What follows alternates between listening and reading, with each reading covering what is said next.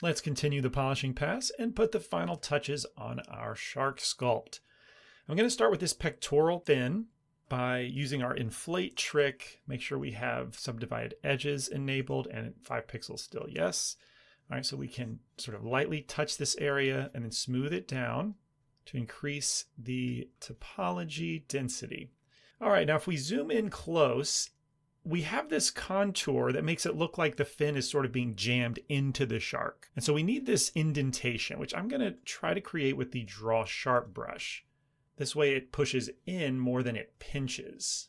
So I'm going to push that in significantly to try and achieve the beginnings of this effect. And then also, continue using that brush to push in on the, kind of got away from me here for a second, to push in on the interior side of the fin. And I will say that this can be a tricky shape to achieve. So I wonder if we use Shift A to mask out this area on the bottom. Well, that's not enough by itself. How about Shift Control, right click and drag a marquee selection. I'm just trying to mask out the fin, and then I'm just going to jam it in myself, right? Wonder if that'll work. Let's see, A to bring up our pie menu, smooth mask, Control I to invert, and then we'll use the transform or the move specifically just to push it inward. I wonder if that will kind of give us the effect we're after. Push it in a little bit more. Alt M to clear the mask. Yeah, I think that's going to work pretty well. At this point, I can inflate, smooth out the area around it. And then on the top side, I'm going to inflate to create a little bit of extra meat, right? It's sort of implied here that there's a little bit of extra volume kind of overhanging the fin. And I want to feather that out pretty broadly because I don't want it to affect too much of the body, right? In other words, I don't want this sort of obvious like lip. I think that looks pretty bad. So I want to keep it broad, feather it out, but I'm pretty happy with the way this is going so far. Let's see, finalize the crease down here at either end of the fin connection. Smooth and feather. And I think we're in a good spot. Whoops. I'm going to undo that inflate because it kind of puffed out the fin a little too much. So I'm going to smooth the fin. I'm going to pinch the edges of the fin, make them significantly sharper, and maybe bring down kind of the thickness of the fin with it.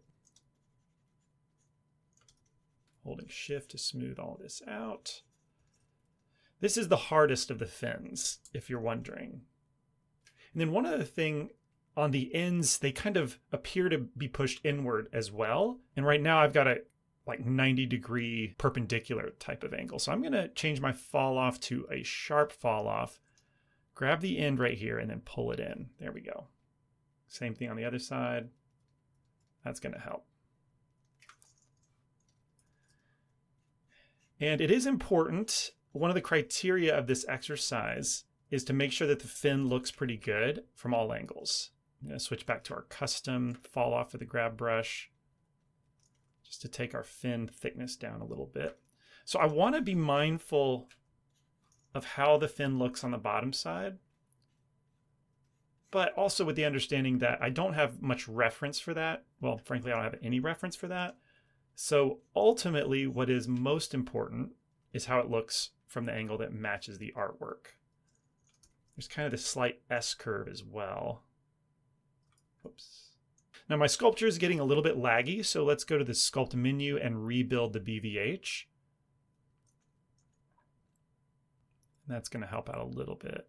All right, we kind of introduced that S curve ever so slightly. I want to fade this out a bit better.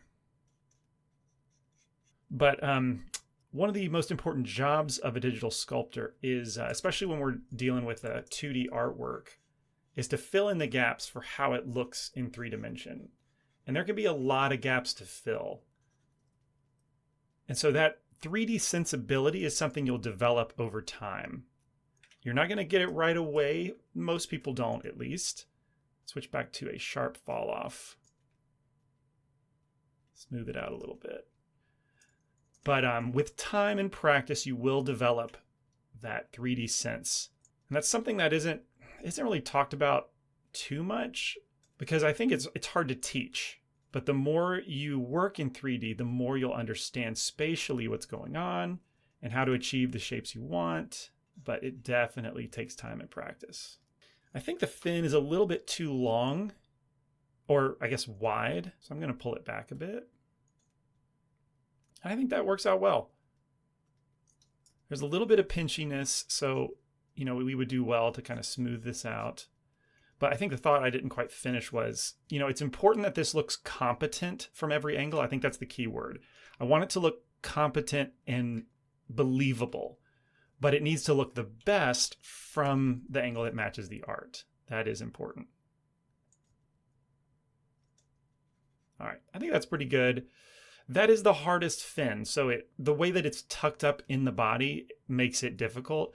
The other fins don't really have this, and so they should be a lot easier. How's the size of this fin looking and feeling? I think pretty good. Let's move on to the dorsal fin, and this one should be a lot easier. We're going to start with the inflate brush, kind of puff it out a little bit, smooth, and then quickly go into the crease brush. We're going to define this connection since it is pretty sharp given the silhouette and the artwork. So we're going to do the crease, we're going to do the pinch, and beware, kind of outside what happens. We don't want any divots. We keep it nice and smooth.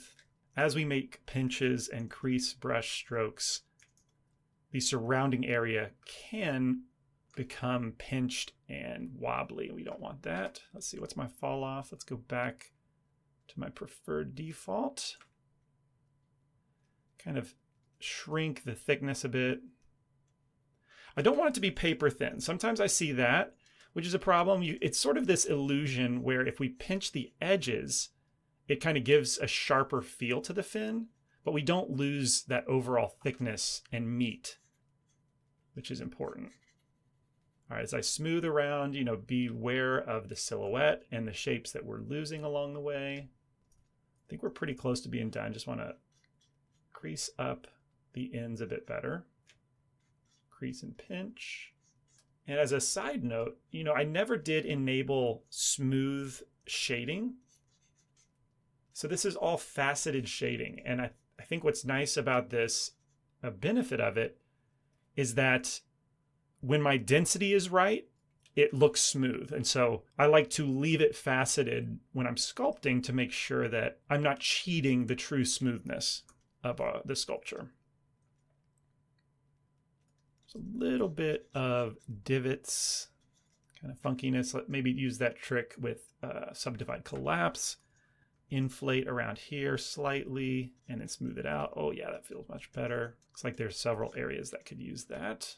Oops, I got too close to the fin, destroyed my detail. Gotta be more careful. Oh, wait a minute. You know what? I forgot these two little fins. Yikes. Were you never going to tell me I forgot key parts of the sculpture? By key parts, I mean, these do affect the silhouette, and that's kind of a big omission. So anyway, that's good timing. We're pretty well done with the dorsal fin. Maybe just switch back to subdivide edges, kind of pinch this little tip up. There we go. I think we're done with that. Looks good. Let's add these other fins, or maybe first I'll polish off the tail fin and then add the missing fins. I'm just going to smooth this. It had a little bit of a blocky, kind of squared off shape to it. It's also too thick. I'm going to try and shrink the thickness all the way up and down. But this portion where we go from like a rounded profile of the body into the more flattened profile of the tail fin, that's a pretty easy transition to make. I just want to make sure that the body portion stays rounded and then just smoothly kind of tapers off. All right, let's pinch the edges here all the way around, and then when we smooth them, it should have enough geometry to kind of hold its shape while also smoothing nicely. We lose that squared off thickness. And then just make sure it's not wobbly in terms of thickness, and then the silhouette, just give it a little bit of attention. Make sure it's nice and smooth. Keeping an eye on how it looks in the art. Looks pretty nice. Certainly a lot easier to deal with than that pectoral fin. And then, you know, the way this transition happens, that little contour, you know, is kind of interpreted pretty well, incorporated. All right, I think that feels nice. Let's add those additional fins that I forgot. I'm going to use the mask brush. Let's see, maybe go ahead and update the geometry a little bit, smooth it out. Mask brush, let's see if we can find a good area for this. It's a pretty small fin. Smaller than the mask, I think. All right, let's try that. Looks pretty good. Control I to invert. Same thing we've already seen. Snake hook brush. Pull that out. I think it's a little bit too big. Grab brush to bring it back down. And then we'll smooth it. Alt M to clear the mask. Smoothing should do a lot for us. Grab brush to maintain a little bit of a point. Just the silhouette. It's quite thick. And now we pinch it up.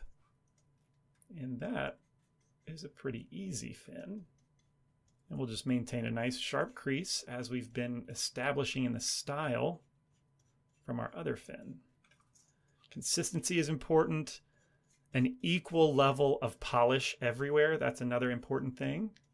Sometimes you can see people polish the face, for example, given its importance, and then leave the fins kind of unpolished.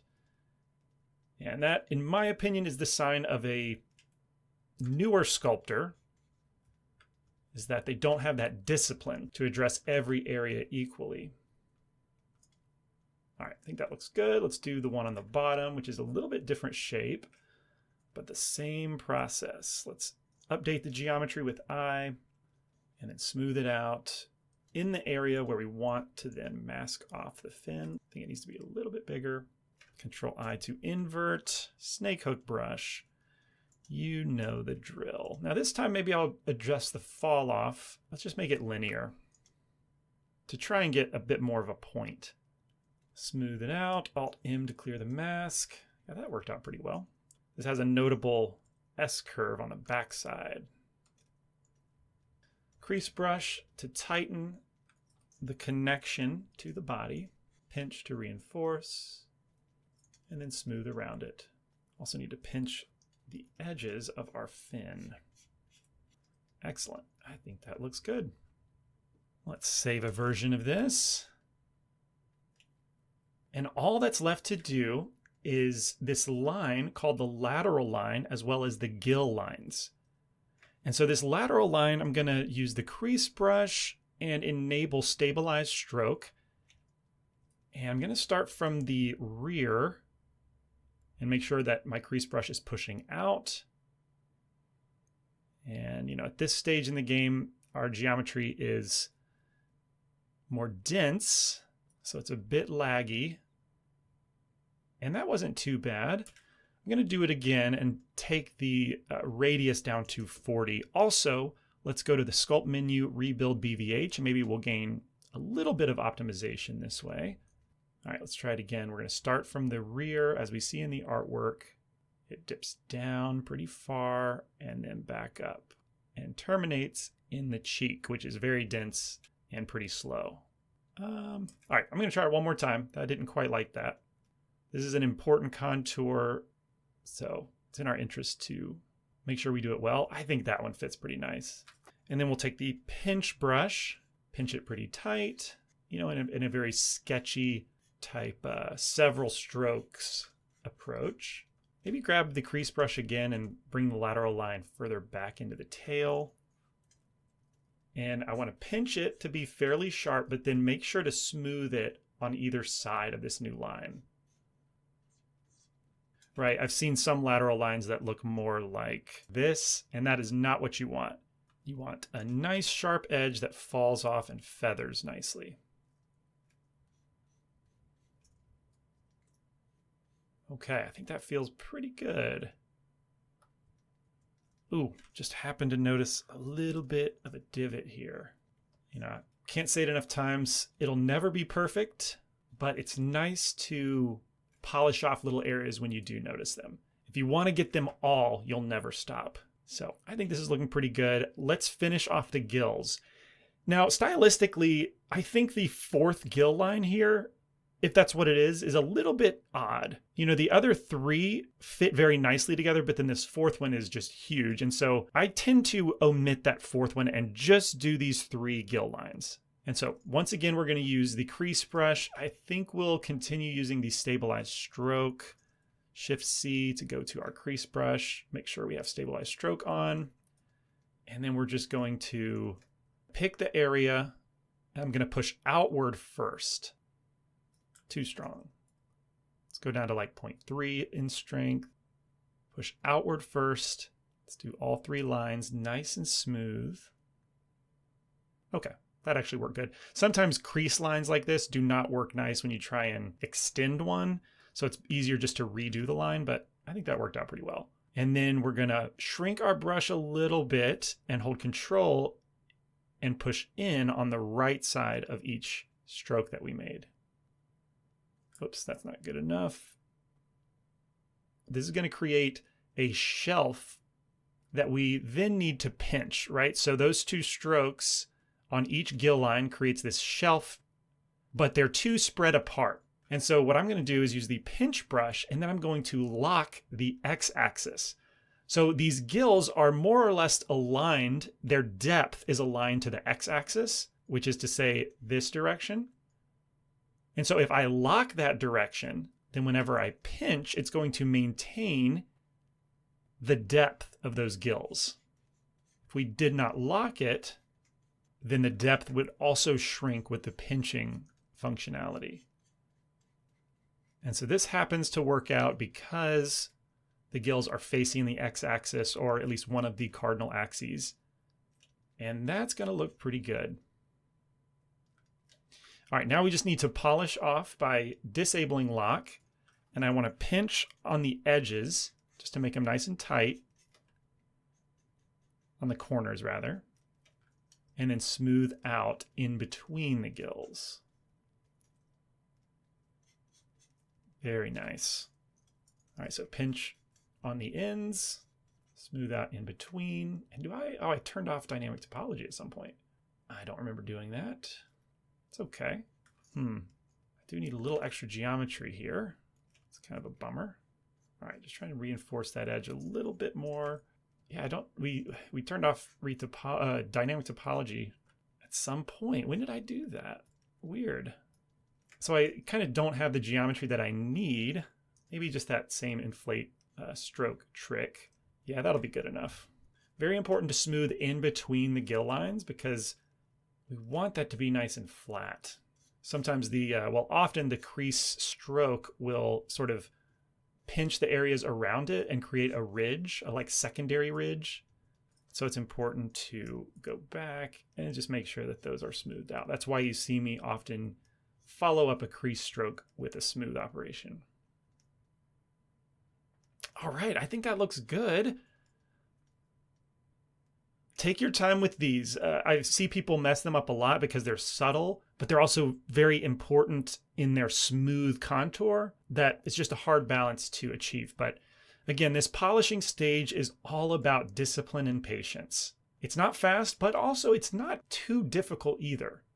I would say it's far less difficult than achieving the primary shapes in the first place. So take your time, make sure to polish it, and when you're done, you'll have a smooth, stylized shark with a lot of personality. And that will conclude our Fundamentals of Sculpting in Blender course. If this was your first sculpting experience, I hope it was a rewarding one. I know my first time sculpting, it lit the spark that has driven the last 15 years of my career and love for this art form. And if you found out that sculpting wasn't for you, that's okay too. There's plenty to do in Blender that doesn't have to do with sculpting. Either way, I'm Kent Trammell, and I appreciate you watching this course.